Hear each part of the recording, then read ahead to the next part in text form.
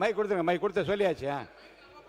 இவ்வளவு பேர் நீங்க நான் யாரை பேச விடுறது, போய் வேற யாரையாவது பேச விட்டோமா அவருக்கு பதிலா? இப்ப எதுக்கு நிக்கிறீங்க எல்லாரும்?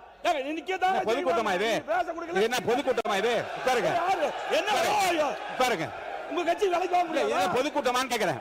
இது என்ன பொதுக்கூட்டம்? உட்கார சொல்லி எல்லாரும் என்னங்க உட்கார சொல்லுங்க. இருங்க இருங்க உட்கார். இல்லங்க நீங்க உங்களை அனுமதிச்சு இல்லங்க, உங்களை பேசணும் அனுமதிச்சுட்டே இருக்கும்போது பின்னாடி நின்று குரல் கொடுத்து என்ன பொதுக்கூட்டமா நடத்துறோம்? இது அவை அந்த குருவி மாண்பை காப்பாத்துங்க, அதுக்குரிய மாண்பை காப்பாத்துங்க. உட்காருங்க, உட்காருங்க, எல்லாம் உட்காருங்க, எல்லாம் உட்காருங்க, எல்லாம் உட்காருங்க. நீங்க உட்காருங்க, எல்லாரும் உட்காருங்க, உட்காருங்க. திசை இதை இதேனா உட்காருங்க, உட்காருங்க, உட்காருங்க. எது அப்ப நான் விதியை பின்பற்ற ஆரம்பிக்கணுமா? நான் விதியை பின்பற்ற ஆரம்பிக்கணுமா? உட்காருங்க எல்லாரும், உட்காருங்க, உட்காருங்க, உட்காருங்க, உட்காருங்க, உட்காருங்க, உட்காருங்க, உட்காருங்க. பாருங்க, மாண்பு உறுப்பினர் முன்னாள் முதலமைச்சர், மாண்பு உறுப்பினர் முன்னாள் முதலமைச்சர் எடப்பாடி பழனிசாமி அவர்களுக்கு நான் சொல்றேன், இது மாதிரி ஆகுமா ஆகாத என்பதை மக்கள் தீர்மானிப்பார்கள். ஏற்கனவே தீர்மானித்து விட்டார்கள். இருங்க, உட்காருங்க, உட்காருங்க. நான் முதல் நாள் இருந்து உங்களுக்கு சொல்றேன், உணர்ச்சி வசப்படாமல் பேசுங்கள். உணர்வு சொல்ல உணர்ச்சி வசப்படாமல் பேசுங்கள். 3 முறை உங்களுக்கு நான் சொல்லிட்டேன். நான் சொல்றேன், எதற்காக வேகமாக இல்ல இல்ல உங்கள் உடலை வருத்திக் கொள்ளக்கூடாது என்பதற்காக நான் சொல்றேன். அருள் கூர்ந்து சொல்றேன், அமைதியா பேசுங்க. நீங்க சொல்ல வந்த கருத்தை நீங்க அமைதியா சொல்லுங்க, நான் ஏற்றுக்கொள்ள தயாரா இருக்கேன். ஒன்னே ஒண்ணுதான், இருங்க. ஒரு கட்சியில் வெற்றி பெற்றவர்கள் அவர்களாவே முன் வந்து ராஜினாமா செய்துவிட்டு வேறு கட்சியிலே சேர்கிற போது என்னென்ன சங்கடங்கள் சிரமங்கள் இருக்கிறது முதல் உரையில் நீங்க விளக்க. ஏங்க குறுக்க பேசுறீங்க? என்ன குறுக்க பேசுறீங்க? உட்காருங்க. என்னங்க இது? உட்கார், உட்காருங்க. என்ன உட்காருங்க, உட்காருங்க, உட்காருங்க. தெரியும், உட்காருங்க, தெரியுங்க, உட்காருங்க. எல்லாரையும் தெரியும், உட்காருங்க. இருங்க இருங்க உங்கள் இருங்க. ஒரு கட்சி தலைமைக்குரிய உள்ள உணர்வினை முதல் உரையில் நீ குறிப்பிடுகிற போது எவ்வளவு பேர் உழைச்சாங்க, 6000 பேர் வேலை செஞ்சாங்க, இவ்வளவு பேருடைய உழைப்பில் தான் ஜெயிச்சாங்க என்று உங்களுடைய உள்ள உணர்வுகளை எல்லாம் நீங்கள் நல்லா பதிவு செஞ்சீங்க. பதிவில் இருக்கு, நான் ஃபுல்லாக படித்து பார்த்தேன். ஒரு கட்சியினுடைய தலைமையிலிருந்து ஒரு விலகி போகிற போது ஒரு கட்சி தலைமைக்கு ஏற்படுகிற இழப்பு குறித்தும் வருத்தம் குறித்தும் நிறைய பேசியிருக்கீங்க. அதெல்லாம் குறிப்பில் இருக்கிறது. இப்போது இந்த பிரச்சனையில் மாண்பு உறுப்பினர் ஆஸ்டின் பேசிய பிறகு தேவையில்லாத விவாதங்கள் வளர்ந்து கொண்டிருக்கிறது. சொல்லி முடிச்சார். அவை முன்னவர் விடுங்க, அது அவை முன்னவர், அவை அவை சொல்லி நான் தானே சொல்றேங்க. அவை முன்னவர் தவிர்த்திருக்கலாம். இருங்க இருங்க, அவை முன்னவர் தவிர்த்திருக்கலாம். இருங்க, கொஞ்சம் இருங்க இருங்க. வழக்கு மன்றத்தில் இருக்கிற எந்த பிரச்சனை குறித்தும் மேற்கொண்டு அதிலே விவாதங்களை வளர்த்துக் கொள்ளாமல் இந்த பிரச்சனை இத்துடன் நான் முடித்து விடுகின்றேன். மாண்பு உறுப்பினர் ஆஸ்டின் அவர்கள் உட்காருங்க, உட்காருங்க. நீங்க சப்ஜெக்ட்டுக்கு வாங்க. மாண்பு உறுப்பினர் ஆஸ்டின். மாண்புமிகு பேரவைத் தலைவர் அவர்களே, எங்களுடைய தலைவர் அவர்கள் சொல்லிவிட்டார்கள், மேற்கொண்டு வேண்டாம், நீங்கள் இதில் மானிய கோரிக்கையில் போயிடுங்கன்னு சொல்லிட்டாங்க. ஏன்னா மக்கள் கருத்து இன்னும் நிறைய இருக்குது. இந்த அவையினுடைய நடவடிக்கைகள் குறித்து மக்களுடைய கருத்து நிறைய இருக்குது. அதெல்லாம் நான் இங்கே என்னுடைய குரலாக ஒலிக்கணும்னு சொன்னால் 1 மணி நேரம் இருந்தாலும் பத்தாது. இருந்தாலும் எங்களுடைய தலைவருடைய கட்டளை ஏற்று மானிய கோரிக்கைகளை நான் என்னுடைய கருத்துக்களை எடுத்துக்கின்றேன். மாண்புமிகு பேரவைத் தலைவர் அவர்களே, தொழில்துறை வளர்ச்சி தான் ஒரு நாட்டினுடைய பொருளாதார வளர்ச்சிக்கு வலுவான ஒரு அடித்தளத்தை அமைத்து கொடுக்கின்றது. உற்பத்தி, ஏற்றுமதி, முதலீடு மற்றும் வேலைவாய்ப்பு ஆகிய அனைத்து துறைகளிலும் இன்றைக்கு தமிழ்நாடு தனது தனித்துவமான இடத்தை 5 ஆண்டுகளாக பெற்றுள்ளதை நாம் அத்தனை பேர் இன்றைக்கு அறிவோம். இளைஞர்களுக்கும் பெண்களுக்கும் அதிக அளவிலான வேலைவாய்ப்பு, 2030ற்குள் தமிழ்நாட்டை $1 டிரில்லியன் அமெரிக்க பொருளாதாரமாக உயர்த்த வேண்டும் என்ற இலக்கை நோக்கிய எங்களுடைய தொழில்துறை பயணமானது 2024-25 ஆண்டிலே இந்தியாவிலேயே எங்கேயும் சாதிக்க முடியாத ஒரு சாதனையாக 11.19% என்ற பொருளாதார வளர்ச்சி, இரட்டை இலக்க வளர்ச்சியை சாதித்து காட்டிய திராவிட மாடல் அரசு. முதலீடுகளை ஈர்ப்பது மட்டுமல்ல, அவற்றை வேலைவாய்ப்புகளாக மாற்றுவது, தொழில் வளர்ச்சியை மாவட்டங்கள் தோறும் விரிவுபடுத்துவது, எதிர்காலத்திலே தொழில்களுக்கு வேண்டிய தேவையான உட்கட்டமைப்புகளை உருவாக்குவது போன்ற ஒருங்கிணைந்த அணுகுமுறையின் காரணமாகத்தான் கடந்த 5 ஆண்டுகளிலே தமிழ்நாடு தொழில்துறையிலே உச்சத்தை எட்டியது.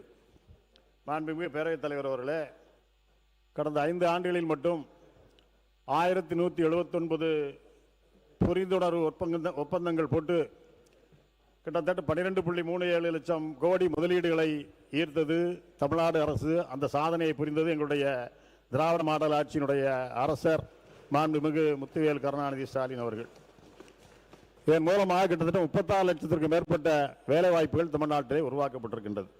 குறிப்பாக மோட்டார் வாகன உற்பத்தியிலே முதலிடம், ஆடைகள் உற்பத்தியிலே முதலிடம், தோல் மற்றும் தோல் சார்ந்த பொருட்கள் உற்பத்தியிலே முதலிடம், கணினி மற்றும் ஒலிக்கருவிகள் உற்பத்தியில் 2ஆம் இடம், இயந்திரங்கள் மற்றும் உபகரணங்கள் உற்பத்தியில் 2ஆம் இடம், பிற போக்குவரத்து சாதனங்கள் உற்பத்தியில் 2ஆம் இடம், மின்னணுவியல் ஏற்றுமதியில் இந்தியாவில் தமிழ்நாட்டினுடைய பங்களிப்பு மட்டும் 41.23%. இப்படி தொழில்துறையிலே தமிழ்நாடு மிகப்பெரிய சாதனையை கடந்த 5 ஆண்டுகளிலே உருவாக்கி இருக்கின்றது. மாண்புமிகு பேரவைத் தலைவர் அவர்களே, வரலாற்று சிறப்புமிக்க உலக முதலீட்டாளர்கள் மாநாட்டினை 2024ஆம் ஆண்டு எங்களுடைய திராவிட மாடல் ஆட்சி நாயகர் தளபதி அவர்கள் நடத்தி, அதன் மூலமாக இந்தியாவே திரும்பி பார்க்கும் வகையிலே 631 புரிந்துணர்வு ஒப்பந்தங்கள் போட்டு அதன் மூலமாக 6,64,181 கோடி முதலீடுகளை தமிழ்நாட்டிற்கு கொண்டு வந்துள்ளார்கள். இதன் மூலம் கிட்டத்தட்ட 14.5 லட்சம் பேருக்கு நேரடியாக வேலைவாய்ப்புகள் உருவாக்கப்பட்டுள்ளது. முதலீடுகளை ஈர்ப்பதற்காக 2021 முதல் 26 வரை கிட்டத்தட்ட 12 முதலீட்டாளர்கள் மாநாட்டுகளை எங்கள் தலைவர் அவர்கள் நடத்தினார்கள். முன்னாள் முதலமைச்சர் எங்கள் தலைவர் அவர்களே நேரடியாக ஜப்பான், சிங்கப்பூர், அமெரிக்கா, ஜெர்மனி போன்ற நாடுகளுக்கு சென்று அங்குள்ள முதலீட்டாளர்களை சந்தித்து அவரிடத்தில் பேசி மிகப்பெரிய முதலீடுகளை தமிழ்நாட்டுக்கு கொண்டு வந்துள்ளார்கள். அவருடைய வெளிநாட்டு பயணங்கள் மூலமாக மட்டும் 69 புரிந்துணர்வு ஒப்பந்தங்கள் போடப்பட்டு 34,013 கோடிகள் இங்கே முதலீடுகள் கொண்டு வரப்பட்டுள்ளது. 2024 முதலீட்டாளர் மாநாட்டில் போடப்பட்ட 633 புரிந்துணர்வு ஒப்பந்தங்களிலே 526 முதலீடுகளாக மாற்றப்பட்டிருக்கின்றது. ஒரு புரிந்துணர்வு ஒப்பந்தம் போடப்படுவது என்பதோடு அந்த துறை நின்றுவிடக்கூடாது. அந்த புரிந்துணர்வு ஒப்பந்தத்தை முதலீடாக மாற்றுவதில்தான் ஒரு அரசினுடைய வெற்றி இருக்கின்றது. அந்த வெற்றியை திராவிட மாடல் அரசு 5 ஆண்டுகளே சிறப்பாக செய்துள்ளது. இந்தியாவிலே யாரும் செய்ய முடியாத சாதனைகளை இந்த தொழில்துறையிலே கடந்த 5 ஆண்டுகளிலே முதலீடுகளை கொண்டு வந்தது திமுக அரசு.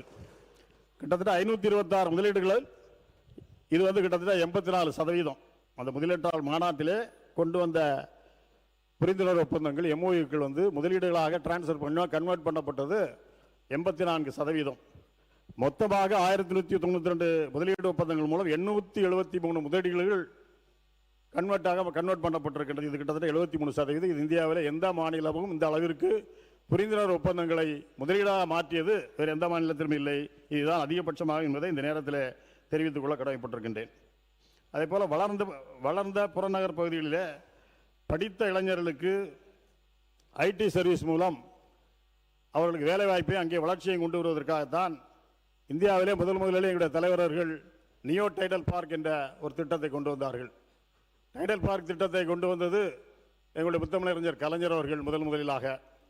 இன்றைக்கு புதிதாக வளர்ந்து வரும் நகரங்களிலே இளைஞர்களுக்கு வேலைவாய்ப்பை உருவாக்கக்கூடிய வகையில் நியோ டைடல் பார்க் என்ற ஒரு புதிய திட்டத்தை கொண்டு வந்து, அதுவும் மாநகர பெரிய பெரிய மாநகராட்சி மட்டுமல்ல, தென்மண்டலங்களிலே டெல்டா மண்டலம் என்று சொல்லி தூத்துக்குடி, தென்காசி, தஞ்சாவூர், நாகப்பட்டினம், விருதுநகர், விழுப்புரம் உள்ளிட்ட 10 இடங்களிலே இந்த நியோ டைடல் பார்க் கொண்டு வரப்பட்டு ஒவ்வொன்றிலும் கிட்டத்தட்ட 600 நபர்களுக்கு இன்றைக்கு வேலைவாய்ப்பை உருவாக்கி கொடுத்திருக்கக்கூடிய அரசு திராவிட முன்னேற்ற கழக அரசு என்பதை பெருமையோடு நான் இங்கே சொல்லிக்கொள்ள கடமைப்பட்டிருக்கின்றேன். அதில் ஒன்று, நம்முடைய தொழில்துறை அமைச்சருக்கு ஒரு கேள்வி நான் வைக்கிறேன். எங்கள் தொகுதியில் உள்ளது, எங்களுடைய அரசு கொண்டு வந்த நாகர்கோவில் பகுதியிலே நியோ டைடல் பார்க் என்ற திட்டம் ஏற்கனவே எங்களுடைய முதலமைச்சர் அவர்களால் பிப்ரவரி மாதத்திலே அடிக்கல் நாட்டப்பட்டு பணிகள் தொடங்குவதற்காக அடிக்கல் நாட்டப்பட்டது. ஆனால் இந்த அரசு பொறுப்பேற்று இன்றைக்கு 3 மாதம் ஆயிற்று. அடிக்கல் நாட்டப்பட்டு 6 மாதங்கள் ஆகிவிட்டது. இன்னும் இந்த பணிகள் தொடங்கப்படவில்லை. அது டிக்டோ நிறுவனம் தான் அந்த பணியை மேற்கொள்ள வேண்டும் நான் கருதுகின்றேன். அதிகாரிகளை தொடர்பு கொண்டு கேட்ட பொழுது பணம் இல்லை, எனவே நாங்கள் இன்னும் பணியை தொடங்கவில்லை, எல்லா ஃபார்மாலிட்டிஸும் முடிஞ்சு விட்டது, அரசாங்கம் என்றைக்கு டைடல் பார்க்கு பணத்தை கொடுக்கின்றார்களோ மறுநாள் உங்கள் பணியிடத்தில் வேலையை தொடங்கி விடுவோம் என்று சொன்னார்கள். எனவே இந்த அரசை நான் உங்கள் மூலமாக கேட்டுக்கொள்வதெல்லாம், இது 600 இளைஞர்களுக்கான வேலைவாய்ப்பை உருவாக்கக்கூடிய இடம். நாகர்கோயில் பகுதி என்பது கன்னியாகுமரி மாவட்டம் என்பது எந்த தொழிற்சாலை வர முடியாத இடங்கள் பற்றாக்குறை உள்ள மாவட்டம். எங்கே தொழிலுமே அங்கே வர முடியாது. மிகவும் சிரமப்பட்டு இந்த இடத்தை தேர்வு செய்துதான் இந்த நியோ டைடல் பார்க்கை எங்களுடைய தலைவர் அவர்கள் கொண்டு வந்திருக்கின்றார்கள். எனவே இது ஆளுங்கட்சி எதிர்கட்சி அங்கே எந்த சட்டமன்ற உறுப்பினரும் 6 தொகுதியிலும் எங்களுடைய உறுப்பினர் வெற்றி பெறவில்லை, இது மாற்றுக் கட்சி வெற்றி பெற்று என்ற எண்ணத்தெல்லாம் நீங்கள் விட்டுவிட்டு இளைஞருடைய அந்த மாதிரி இல்லை, அந்த மாதிரி எண்ணம் இருக்கிறதா அவங்க சொன்னாங்களா? நீங்கள் தேவையில்லாத வந்துடக்கூடாது இல்லை எண்ணம் இல்லை. நீங்கள் பரவாயில்ல எடுத்துருங்க. நீங்கள் அந்த இளைஞருடைய வேலைவாய்ப்பை எதிர்காலத்தில் கருத்திலே கொண்டு அதற்கான நிதியை உடனடியாக டைடல் பார்க்கு டிட்கோ மூலமாக ஒதுக்கீடு செய்து அந்த பணியை உடனடியாக தொடங்குவதற்கு உரிய நடவடிக்கை மேற்கொள்ள வேண்டும் என்று நான் மாண்புமிகு அமைச்சர் அவர்களை கேட்டுக்கொள்ள கடமைப்பட்டிருக்கின்றேன். அதேபோல் எங்களுடைய ஆட்சி காலத்தில் தான் 13 புதிய கொள்கைகளை தொழில்துறை வெளியிட்டது. அது உங்களுடைய கொள்கை ஒழுக்க குறிப்பிலும் இருக்கின்றது. நிதிநுட்ப கொள்கை, ஏற்றுமதி மேம்பாட்டுக் கொள்கை, உயிர் அறிவியல் மேம்பாட்டுக் கொள்கை, ஆராய்ச்சி மற்றும் மேம்பாட்டுக் கொள்கை, காலணி மற்றும் தோல் பொருட்கள் கொள்கை, விண்வெளி மற்றும் பாதுகாப்பு தொழில் கொள்கை, சரக்கு போக்குவரத்து கொள்கை, பொது தனியார் கூட்டாண்மை கொள்கை, பொம்மைகள் உற்பத்தி, சுழற் பொருளாதாரம், சேமிப்பு கிடங்கு, கடல் போக்குவரத்து உற்பத்தி மற்றும் கடல்சார் உணவுப் பொருட்கள் பலப்படுத்துதல் உள்ளிட்ட புதிய கொள்கைகளுடன் எங்களுடைய அரசு சிறப்பாக தன்னுடைய இலக்கை நோக்கி பயணித்து சாதனையை படைத்துள்ளது. 2021 தமிழ்நாட்டிலே நாங்கள் ஆட்சி பொறுப்பு இருக்கின்ற பொழுது சிப்காட் கிட்டத்தட்ட 32,525 ஏக்கரில் 24 சிப்காட் நிறுவனங்களோடு நாங்கள் ஆட்சி பொறுப்பை ஏற்றோம். நாங்கள் ஆட்சிக்கு வந்த உடனே 12 புதிய மாவட்டங்களில் தொழில் பூங்காக்கள் உருவாக்கப்பட்டு இன்றைக்கு கிட்டத்தட்ட 54 தொழிற்பூங்காக்கள் சிப்காட் 50,059 ஏக்கரில் இன்றைக்கு உருவாக்கப்பட்டிருக்கின்றது. இதுவும் எங்களுடைய 5 ஆண்டு கால சாதனை, வேறு எங்குமே நிகழ்த்தவில்லை என்பதையும் தெரிவித்துக் கொள்ள கடமைப்பட்டிருக்கின்றேன். எங்கள் ஆட்சியில் தான் முதல்ல 2021 ஜூலை 20ஆம் தேதி சிங்கிள் விண்டோ போர்ட்டல் 2.0 என்ற திட்டம் தொடங்கப்பட்டது. கிட்டத்தட்ட 24 துறைகள் சார்ந்த 100 சேவைகள். ஒரு தொழில் தொடங்க ஒரு நிறுவனம் வருகின்றது என்று சொன்னால் அவர்களுக்கு தேவையான அனைத்து உதவிகளையும், அனைத்து சேவைகளையும், அனைத்து அனுமதிகளையும் ஒரே இடத்தில் பெறக்கூடிய வகையில் இன்றைக்கு நீங்கள் கூட 3.0 ஒன்றை நாங்கள் தொடங்க போவதாக சொல்லியிருக்கின்றீர்கள். அதை டிஜிட்டலாக நீங்கள் போட போகிறோம்னு சொல்லியிருக்கீங்க. நான் அதில் ஒன்றும் மாற்றுக்கிறது இல்லை. இருந்தாலும் அது முதல் தொடங்கியது நாங்கள் தான் தொடங்கி அதன் காரணமாகத்தான் இவ்வளவு முதலீடுகளை இருக்க முடிந்தது. ஒரே இடத்தில் நாங்களுக்கு அனுமதி கேட்ட உடனே கொடுத்த காரணத்தால் தான் விரைவாக அந்த எம்ஓக்கள் எல்லாம் இன்றைக்கு முதலீடுகளாக தமிழ்நாட்டிலே மாற்றப்பட்டது என்பதை நான் இங்கே பதிவு வைக்க கடமைப்பட்டிருக்கின்றேன். நம்முடைய ஒன்றிய அரசினுடைய புள்ளி விவரத்துறையின்படி இந்தியாவில் மற்ற மாநிலங்களோடும் தமிழ்நாட்டில் தான் வேலைக்கு செல்லும் பெண்களுடைய சதவீதம் மிகவும் அதிகம். தொழில்துறையை பொறுத்தவரை இந்தியாவில் மேனுஃபேக்சரிங் செக்டர் இதில் வேலை பார்க்கக்கூடிய பெண் தொழிலாளர் 43% தமிழ்நாட்டில் மட்டுமே பணிபுரிகின்றார்கள் என்ற சாதனையை தமிழ்நாடு அரசு படைத்துள்ளது என்பதையும் நான் இங்கே சுட்டிக்காட்ட கடமைப்பட்டிருக்கின்றேன். தொழிலாளர் நலன், கட்டுமான அனுமதி, வணிக நுழைவு மற்றும் நில நிர்வாகம் ஆகிய பிரிவுகளில் சிறப்பான சீர்திருத்தங்களை மேற்கொண்டதற்காக தமிழ்நாட்டிற்கு டாப் அச்சீவர் என்ற விருது 2025ஆம் ஆண்டு வழங்கப்பட்டது. அதுபோல கடலோர மாநிலங்கள் பிரிவில் தொடர்ச்சியாக 3வது ஆண்டாக தமிழ்நாடு அச்சீவர் அந்தஸ்தை பெற்றது. சென்னை மற்றும் கோயம்புத்தூரில் இந்தியாவின் முதல் மல்டி மாடல் லாஜிஸ்டிக்ஸ் பார்க்ஸ் அமைப்பதற்கான முயற்சிகளுக்காக இந்த அங்கீகாரம் தமிழ்நாடு அரசுக்கு வழங்கப்பட்டது என்பதையும் நான் தெரிவித்துக் கொள்ள கடமைப்பட்டிருக்கின்றேன். இதெல்லாம் உங்களுடைய கொள்கை பரப்பு குறிப்பில் இருக்கின்றது. உலக முதலீட்டாளர் கூட்டத்தில் உலக முதலீட்டு மன்ற கூட்டத்தில் புதுப்பிக்கத்தக்க எரிசக்தி மாற்றத்தை வெற்றிகரமாக ஊக்குவித்து பசுமை ஹைட்ரஜன் மின்சார வாகனத்துறையில் பில்லியன் கணக்கான முதலீடுகளை ஈர்த்ததற்காக ஐநா சபை முதலீட்டு ஊக்குவிப்பு விருதை தமிழ்நாட்டிற்கு வழங்கியது. அதேபோல் ஐக்கிய அரபு அமீரகத்தின் பொருளாதார அமைச்சகத்தால் ஆசிய ஒசியானியா பிராந்தியத்திலேயே சிறந்த முதலீட்டு ஊக்குவிப்பு முகப்பெங்கான விருது அன்றைக்கு தமிழ்நாட்டுக்கு வழங்கப்பட்டது. இப்படி எண்ணற்ற விருதுகளை பெற்று எங்கள் ஆட்சியிலே தொழில்துறை இந்தியாவிலேயே முதல் மாநிலம் என்ற அந்தஸ்தை பெற்றது என்பதை இங்கே நான் தெரிவித்துக் கொள்ள கடமைப்பட்டிருக்கின்றேன். மாண்புமிகு பேரவைத் தலைவர் அவர்களே, இது எல்லாமே உங்களுடைய கொள்கை வகுப்பு குறிப்பிலே நீங்கள் சொல்லியிருக்கின்றீர்கள். இதையெல்லாம் கடந்த ஆட்சி காலத்திலே இந்தந்த திட்டங்கள் எல்லாம் வழங்கப்பட்டது, இந்த விருது எல்லாம் வழங்கப்பட்டது, இவ்வளவு சிப்காட் தொடங்கப்பட்டது, இவ்வளவு முதலீடுகள் ஈர்க்கப்பட்டது, இவ்வளவு பேருக்கு வேலைவாய்ப்புகள் கொடுக்கப்பட்டது எல்லாம் சொல்லியிருக்கின்றீர்கள். அதை நோக்கிய உங்களுடைய பயணமும் கூடுதலாக எதையே செய்ய வேண்டும் என்று குறிப்பிட்டு சொல்லாவிட்டால் கூட அதை நோக்கிய பயணம் இருக்கும் என்று சொன்னீர்கள். ஏற்கனவே இந்த ஆட்சி பொறுப்பேற்று கடந்த 13/8/2026 ஒரு ரகசிய முதலீட்டாளர் மாநாட்டை ஒன்று கூட்டினீங்க, ப்ரெஸ் எல்லாம் உள்ள விடலை. அந்த மாநாட்டில் ஒரு 97 புரிந்துணர்வு ஒப்பந்தங்களை போடப்பட்டு அதில் 67,452 கோடி முதலீடு வந்ததாக தெரிவித்துள்ளார் அமைச்சர். ரகசிய பேரவைத் தலைவர் அவர்களே, ரகசியன்ற வார்த்தை வந்து புறம்பானது, அதை யூஸ் பண்ணக்கூடாது. எடுத்துடலாம். உறுப்பினர் ஆஸ்டின். அதே போல 4/6/2026 மற்றும் 9/7/2026 எல்என்டி மற்றும் விக்ரம் சோலார் நிறுவனங்கள் மூலம் சுமார் 33,000 கோடி முதலீடு வந்ததாகவும் நீங்கள் குறிப்பிட்டிருக்கின்றீர்கள். நான் இங்கே கேட்பதெல்லாம் 97 நிறுவனங்கள் புரிந்துணர்வு ஒப்பந்தம் போட்டிருக்கின்றீர்கள் சொல்கிறீர்கள். இதில் எத்தனை நிறுவனங்கள் புதிதாக போடப்பட்டது?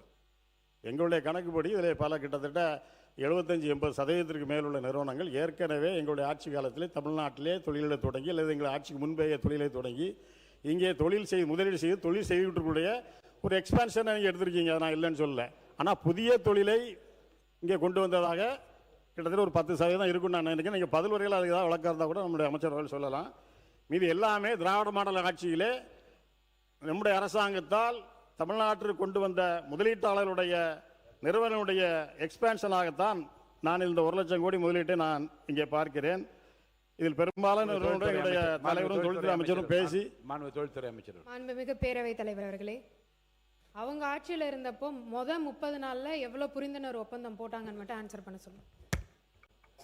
மாண்புமிகு உட்காருங்க. உறுப்பினர் ஆஸ்டின் பேசு.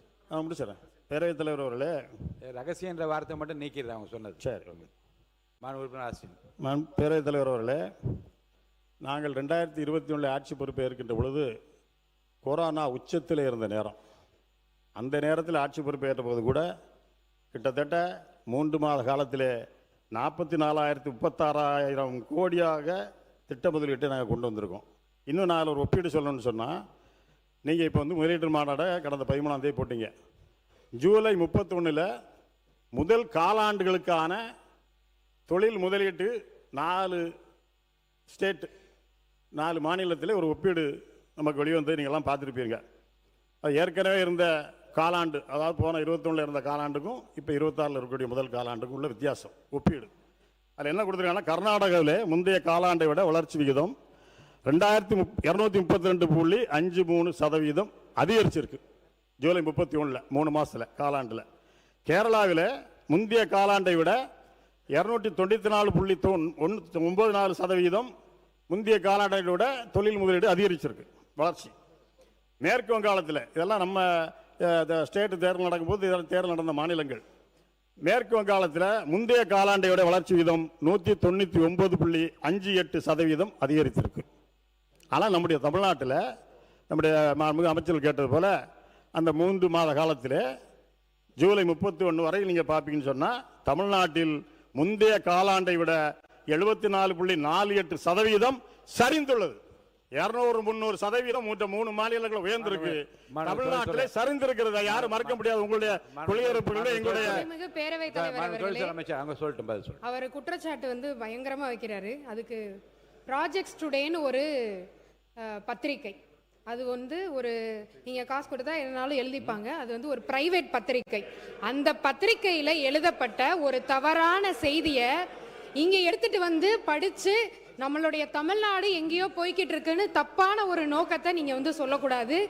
அதுவும் இல்லாம வந்த ஒரே 3 மாசத்துல 1 லட்சம் கோடி அப்படின்றது இன்னைக்கு வேற எந்த அரசாங்கமும் பண்ணல, நாங்க பண்ணியிருக்கோம். 1 லட்சம் இளைஞர்களுக்கும் இதனால வேலை கிடைக்க போகுது. இன்னொன்னு ஒண்ணு சொல்லிக்கிற பேரவைத் தலைவர் அவர்களே, இங்க வந்து அரசியல் பார்க்காம தொழில்துறைன்றது ஒரு சென்சிட்டிவான டாபிக். அதாவது இன்வெஸ்டர்ஸ் எல்லாரும் உட்காந்து பார்த்துட்டு இருக்காங்க. இதுல அரசியல் அப்படின்றத என்னைக்குமே திணிக்கவே கூடாது. இங்க இருக்க 234 உறுப்பினர்களும் 1.5 ட்ரில்லியனை வந்து ரீச் பண்றதுக்கு எல்லாரும் ஹெல்ப்ஃபுல்லா இருந்து எல்லாரும் இதை அச்சீவ் பண்ணணும். இதை வந்து அந்த அரசாங்கம் செய்தது இந்த அரசாங்கம் செய்ததுன்னு அரசியல் பண்ணாம இளைஞர்களை மட்டுமே நோக்கமா நீங்க வச்சிருந்தீங்கன்னா இதை பத்தி நீங்க பேச மாட்டீங்க.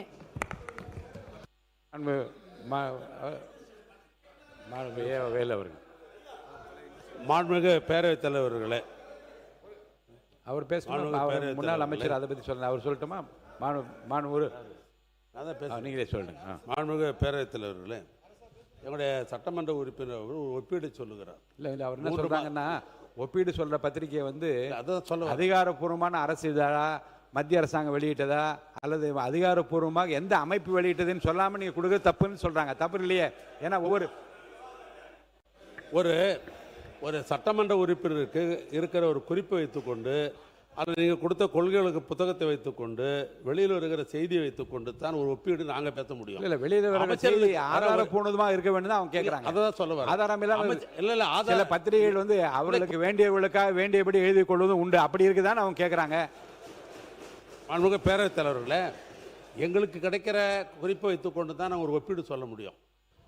அரசை பொறுத்தளவுக்கு பல்வேறு வகையில் அவர்களுக்கு தகவல் சேகரித்துக்கு அதிகாரிகள் இருக்கிறார்கள். நாங்கள் சொல்கிற ஒப்பீடு சரியில்லை என்று சொல்லுவதற்கு உங்களுக்கு அந்த உரிமை உண்டு, அது ஒன்றும் மாற்றம் இல்லை. அதை சொல்லுகிற இடையில் காசு கொடுத்தா பத்திரிகைக்காரங்க எது வேணாலும் எழுதுருவாங்க என்பது ஒட்டுமொத்த ஜனநாயகத்தை, ஏன்னா ஜனநாயகத்தில் 4வது தூணு பத்திரிகை, தொலைக்காட்சி, அதை கொச்சப்படுத்தக்கூடாதுன்றதான் என்னுடைய முதல் பிரச்சனை. ஒன்று, மாண்பு தொழில்துறை அமைச்சர் மாண்பு உறுப்பினர் தங்கம் தென்னரசு அவர்கள்.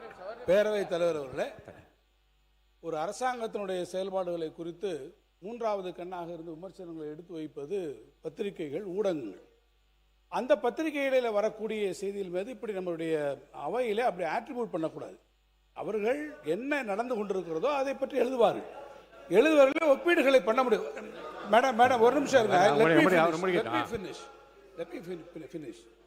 நீங்கள் அப்படி கொடுக்கக்கூடிய பத்திரிகைகளில் ஆளுங்கட்சிக்கு ஆதரவாக காசு வாங்கி கொண்டு எழுதுகிறார்கள், எதிர்கட்சிகளுக்கு காசு வாங்கி கொண்டு எதிர்கட்சிகளுக்கு ஆதரவாக எழுதுகிறார்கள் என்றதெல்லாம் பொதுவாக பத்திரிகைகளை குறித்து அவ்வாறு அமைச்சர் அவர்கள் இந்த அவையிலே சொல்லக்கூடாது. பத்திரிகையில் 2 புறம். ஏன்னா நீங்க வந்து ஒரு பத்திரிகை ஒரு குறிப்பிட்ட ஒப்பீடை செய்திருக்கிறது, ஒரு குறிப்பிட்ட புள்ளி விவரத்தை கொடுத்திருக்கிறது என்பதற்காக இவர்கள் காசு வாங்கி கொண்டார்கள் என்று ஒரு பத்திரிகை பற்றி குறிப்பிடுவது என்பது ஒட்டுமொத்தமாக பத்திரிகையை வந்து எல்லா பத்திரிகையிலும் அது குறிப்பிடுவதாக அமைந்துவிடும். எனவே அது போன்ற ஒரு நிலைப்பாட்டையோ அது போன்ற ஒரு செய்தியோ மாண்புமிகு அமைச்சர் அவர்கள் அவையிலே சொல்வது அழகல்ல என்பதை நான் தெரிவித்தேன். மாண்பு சட்டத்துறை அமைச்சர் அதை பற்றி விளக்க நான் சொல்றேன் அப்புறமா. பேரவைத் தலைவர் அவர்களே, அமைச்சர் அவர்கள் சொன்னது வந்து ஒரு சில பத்திரிகைகள் நம்பகத்தன்மையில் நிறைய பத்திரிகைகள் இருக்கு. அதில் ஒரு சில பேர் வந்து அவர்களுக்கு தேவையான செய்திகள் அதெல்லாம் நம்பகத்தன்மை இல்லாத நிறைய வந்து பிசினஸ் ரிவ்யூஸ் எழுதுறவங்க நிறைய அந்த மாதிரி எழுதுவார்கள். அதை எடுத்துக்கொண்டு இது மாதிரியான ஒரு சபையில் பேசும் பொழுது முதலீட்டாளர்கள் அனைவரும் பார்த்து கொண்டிருக்கிறார்கள். அவர்களுக்கு ஒரு எண்ணம் வந்து தவறான எண்ணம் உருவாகும். அதன் மூலமாக மாநிலத்திற்கு கெட்ட பேர் என்ற ஒரு இதெல்லாம் சொன்னார். ஆதாரப்பூர்வமாக இப்ப தேசிய அளவில் கொடுக்கப்படும் ஒரு கணக்கீடோ அந்த மாதிரி கொடுத்தா பரவாயில்ல. ஏன்னா பத்திரிகைகள் நிறைய இருக்கு. இப்ப தினத்தந்தி கூட தான் நல்ல பத்திரிகை, நல்ல இருக்கு. அவங்க கூட கடந்த வாரம் ஒரு செய்தி போட்டிருந்தாங்க. லஞ்சம் ஊழலுக்கு எதிராக முதல்வர் விஜய் அவர்கள் சாட்டையை சுழட்டி இருக்கிறான்னு போட்டிருக்காங்க. அது போன்ற விஷயங்கள் கண்டிப்பாக நாம் நம்புறோம். ஏன்னா ஆக்கப்பூர்வமாக நம்பகத்தன்மை உள்ள பத்திரிகைகள் நிறைய இருக்கு. அதையெல்லாம் நம்ம கண்டிப்பா எடுத்துக்கிறோம். நம்பகத்தன்மை இல்லாத பத்திரிகைகள் பற்றி தான் அவங்க சொல்றாங்க. அது எந்த பத்திரிகை, அதை பத்தி நம்ம இந்த மாதிரியான ஒரு நேரத்தில் பேச வேண்டாம். உறுப்பினர் எடப்பாடி கே பழனிசாமி அவர்கள். மாண்புமிகு பேரவைத்தலைவர்களே, மாண்புமிகு தொழில்துறை அமைச்சர் சொன்னாங்க, அவங்களுடைய ஆட்சியில் நீங்கள் 1 லட்சம் கொண்டாந்துருக்கிறீங்க, அதில் எந்த ஒரு தவறு இல்லை. அதே போல் அனைத்து இந்திய அண்ணா திராவிட முன்னேற்ற கழக ஆட்சி இருக்கின்ற பொழுது 2015 தான் மாண்பு இதயம் புரட்சித் தலைவி அம்மா அவர்கள் தமிழகத்துடைய முதலமைச்சராக இருக்கின்ற பொழுது தான் இந்த தொழில் முதலீட்டாளர் மாநாட்டை முதல்ல நடத்தினாங்க. பிறகு பார்த்தீங்கன்னா அதில் வந்து 2,62,200 கோடி தொழில் முதலில் ஈர்க்கப்பட்டு 74 புரிந்துணர்வு ஒப்பந்தங்கள் போடப்பட்டன. அதற்கு பிறகு அம்மாவுடைய அரசு 2019 ஜனவரியில் தொழில் முதலீட்டு மாநாட்டை சென்னையில் நடத்தி சுமார் 3,05,000 கோடி தொழில் முதலீட்டு ஈர்க்கப்பட்டு 304 புரிந்துணர்வு ஒப்பந்தங்கள் போடப்பட்டது. இது புரிந்துணர்வு ஒப்பந்தம் போட்டோம்னே உடனே வந்து தொழிற்சாலை வந்துடாது. பெரிய நிறுவனங்களாக 3 வருஷம் 4 வருஷம் ஆகும் தொழிற்சாலை வந்து பயன்பாட்டுக்கு வருவதற்கு. ஒரு தொழில் புரிந்துணர்வு ஒப்பந்தம் போட்ட உடனே அதற்கு முதல் நிலை எடுக்க வேணும், பிறகு அனுமதி வாங்கணும், மத்திய அரசு மாநில அரசு பல அனுமதி வாங்க வேணும், பிறகு கட்டடம் கட்ட வேணும், அதுக்கு உண்டான எந்திரங்கள் பொறுத்து வேணும், அதுக்கு ஊழியர் அமைக்க வேணும், நிரந்தரம், அதுக்கு வங்கியில் கடன் பெற வேண்டும். இவ்வளவு பிரச்சனை இருக்குது. உடனே புரிந்துணர்வு ஒப்பந்தம் போட்டால் எந்த தொழிற்சாலையும் பயன்பாட்டுக்கு வராது. ஆக பல புரிந்துணர்வு ஒப்பந்தங்கள் பயன்பாட்டுக்கு வரும், பல புரிந்துணர்வு ஒப்பந்தங்கள் வராமல் போகும். ஆகவே புரிந்துணர்வு ஒப்பந்தங்கள் போட்டதெல்லாம் நடைமுறைக்கு வருது என்பது சாத்தியமில்லை. ஆனால் அனைத்து இந்திய அண்ணா திராவிட முன்னேற்ற கழக ஆட்சியில் அம்மா இருக்கும்போது சரி, அம்மா மறைக்க பிறகும் சரி, அம்மாவுடைய அரசும் தொழில் முதலீட்டு ஈர்க்கப்பட்டு தொழிற்சாலைகள் அதிகமாக துவங்கப்பட்டு இளைஞர்களுக்கு வாய்ப்பாக கொடுக்கப்பட்டது. பொருளாதார முன்னேற்றம் ஏற்படுவதற்கு அனைத்து இந்திய அண்ணா திராவிட முன்னேற்ற கழக அரசு அடித்தளமாக அமைந்தது என்பதை அவையினுடைய கவனத்துக்கு கொண்டார். தொழில்துறை அமைச்சர் அவர்கள். மாண்புமிகு பேரவைத் தலைவர் அவர்களே, இன்னொன்று என்னென்னா, அந்த ப்ராஜெக்ட் ஸ்டூடெண்ட்ற இருக்கிற அந்த இதை எடுத்துகிட்டு வந்து இங்கே பேசும்போது ஒன்று மட்டும் அவங்க கூகுள் சர்ச் நார்மலாக பண்ணியிருந்தாலே தெரிஞ்சிருக்கும்.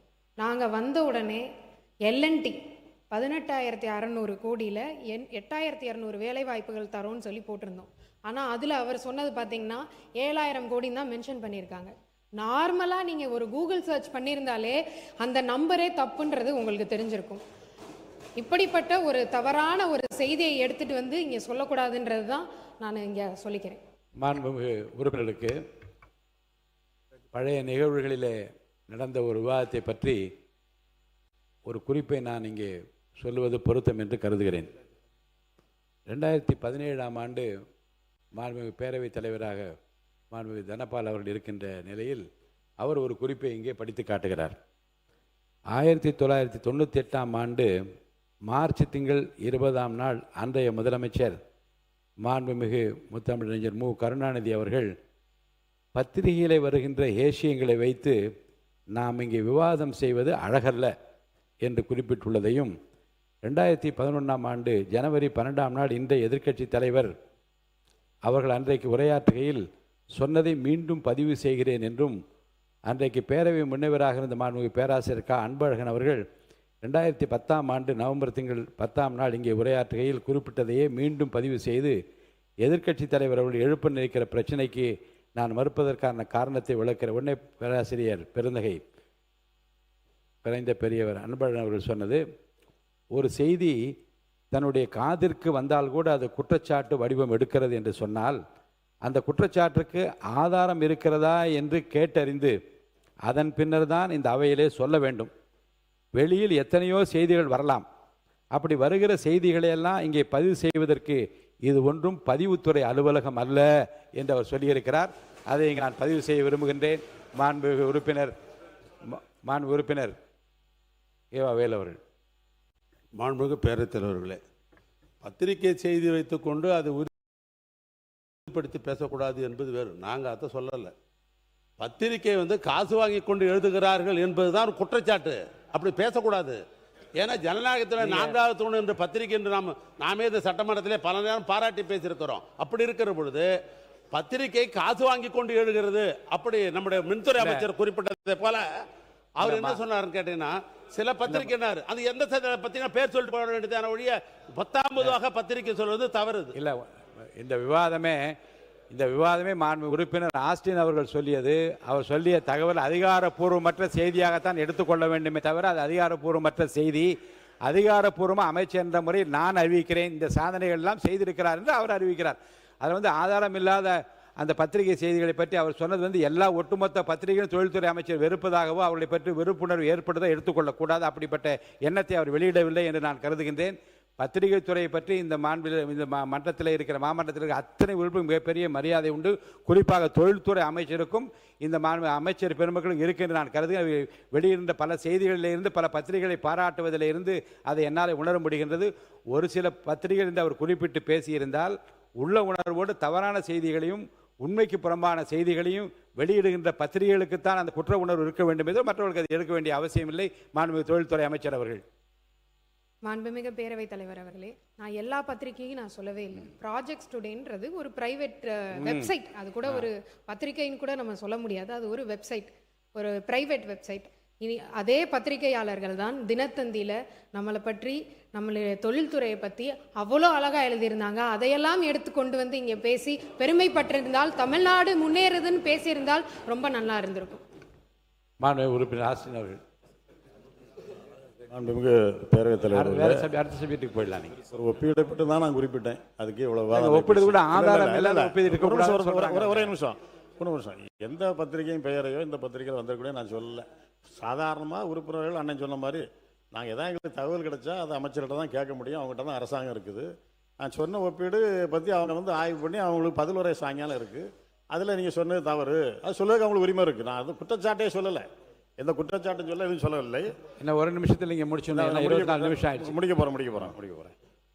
அதே போல் மாண்புமிகு பேரவைத் தலைவர்களே,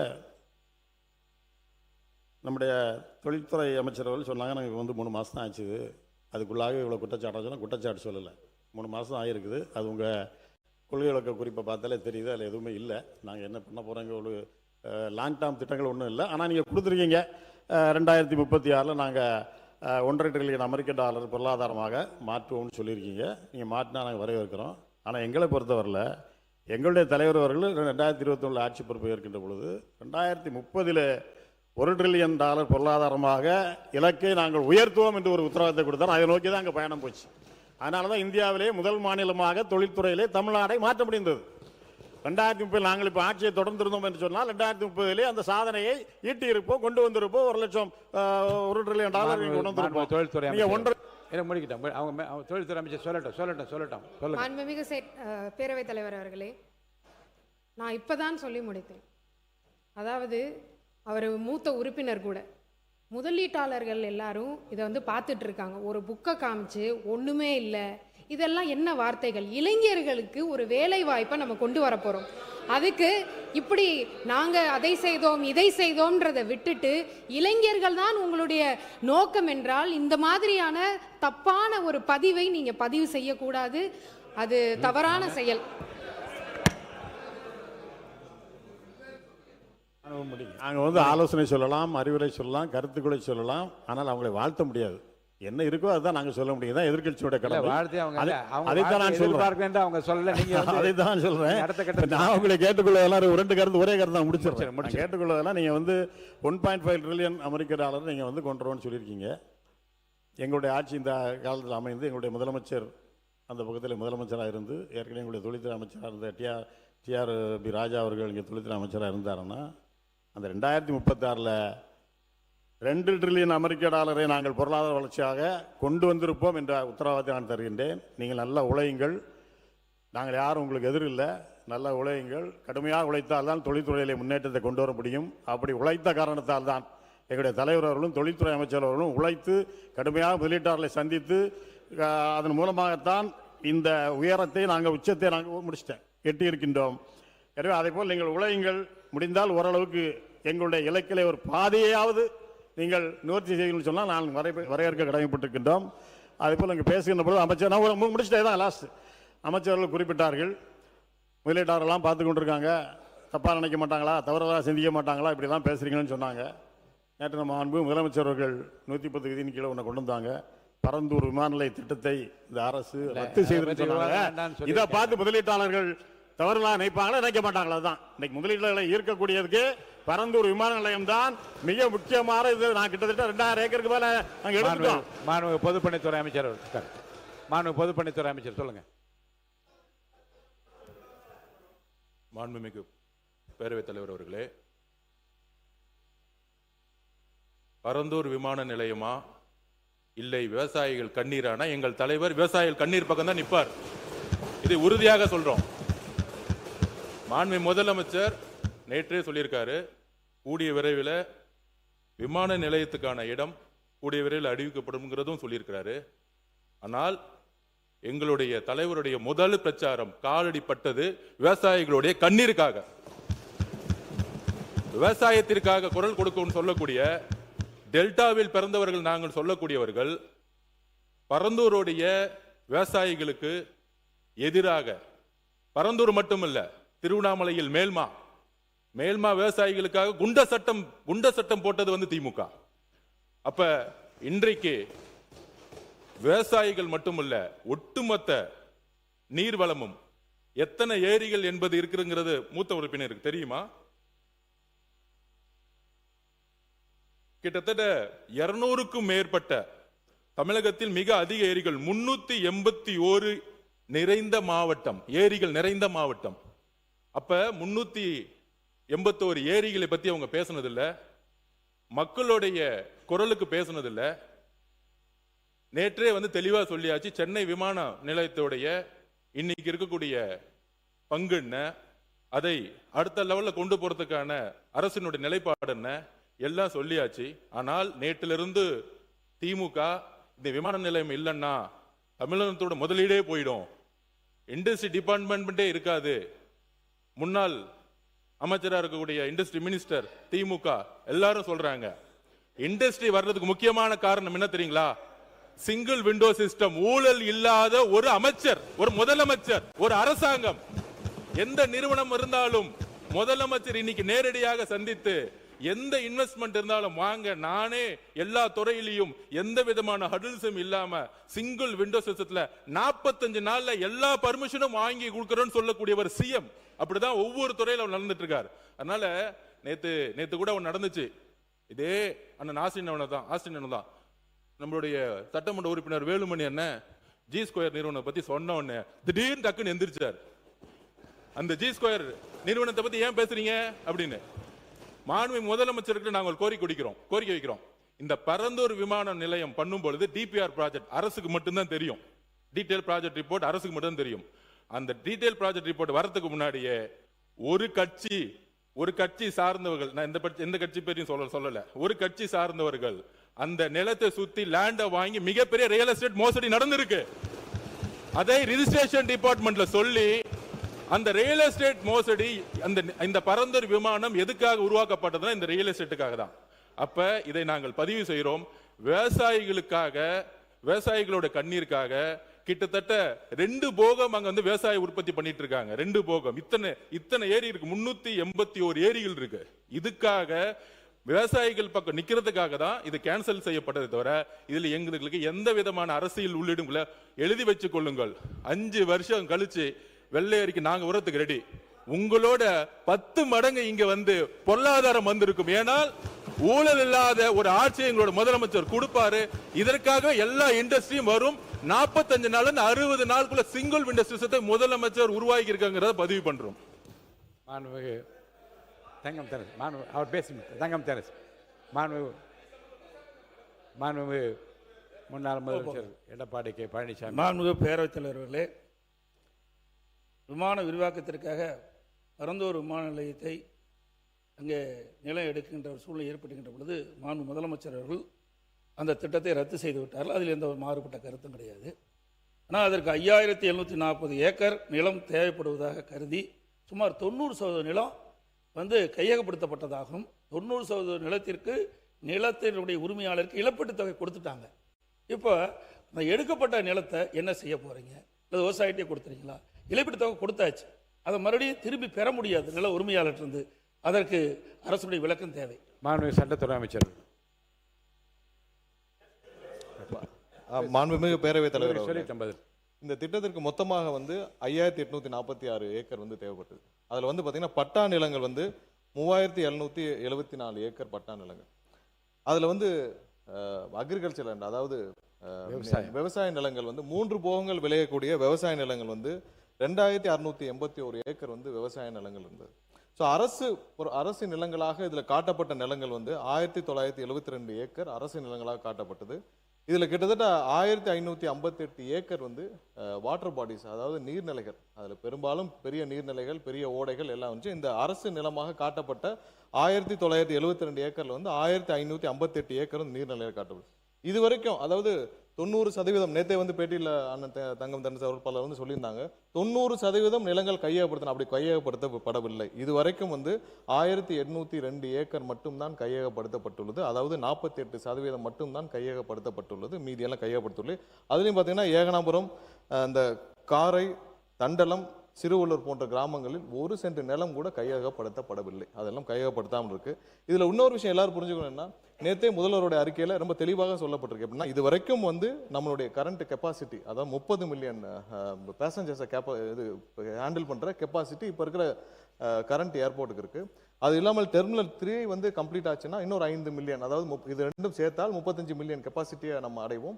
அது இல்லாமல் டெர்மினல் 5, அதாவது நார்த் வெஸ்ட்ல டெர்மினல் 5க்கு நம்ம கம்ப்ளீட் பண்ணி முடிச்சோம்னா, திட்டமிடப்பட்டு முடிச்சோம்னா, கூடுதலாக 20 மில்லியன் பேசஞ்சர்ஸை ஒரு வருஷத்திற்கு கையாளக்கூடிய கெப்பாசிட்டி வரும். அதாவது வருஷத்திற்கு 55 மில்லியன் கெப்பாசிட்டி வந்து நம்ம கையாளக்கூடிய திறமை இப்போ இருக்கிற கரண்ட் ஏர்போர்ட்லேயே டெர்மினல் 3, டெர்மினல் 5 முடிச்சோன்னா இருக்கும். இது எப்படின்னா, இப்போ இருக்கிற பெங்களூர் ஏர்போர்ட் வந்து 4.5 மில்லியன் பேசஞ்சர்ஸ் தான் ஒரு வருஷத்துக்கு ஹேண்டில் பண்றாங்க. அதை விட 10 மில்லியன் அதிகமாகவே ஹேண்டில் பண்ணக்கூடிய அளவுக்கு திட்டமிடல் முடித்த பிறகுதான் இது குறித்த அறிக்கையை முதல்வர் அவர்கள் தெரிவித்தார்.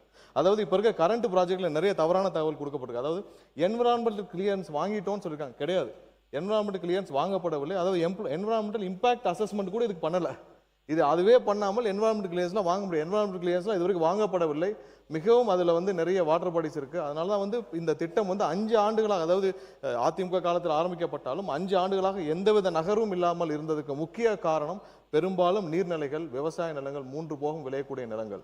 இதில் இப்போ அதிகமாக கவலைப்பட்டு இங்கே கதறுபவர்கள் அனைவரும் பார்த்தீங்கன்னா ஒன்று ஜி ஸ்கோர் மாப்பிள்ளைக்காக இருக்கட்டும், இல்லைன்னா அதில் கருப்பு பணத்தை கொண்டு போய் முதலீடு செய்தவர்களாக இருக்கட்டும், வேற யாருக்காகவும் இருக்காது.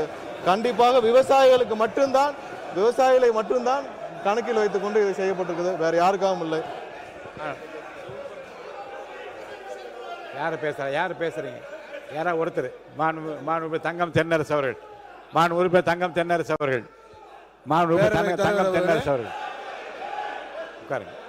பேரவைத் தலைவர் அவர்களே, பேரவைத் தலைவர் அவர்களே, விவாதம், பேரவைத் தலைவர் அவர்களே முடிச்சிருங்க.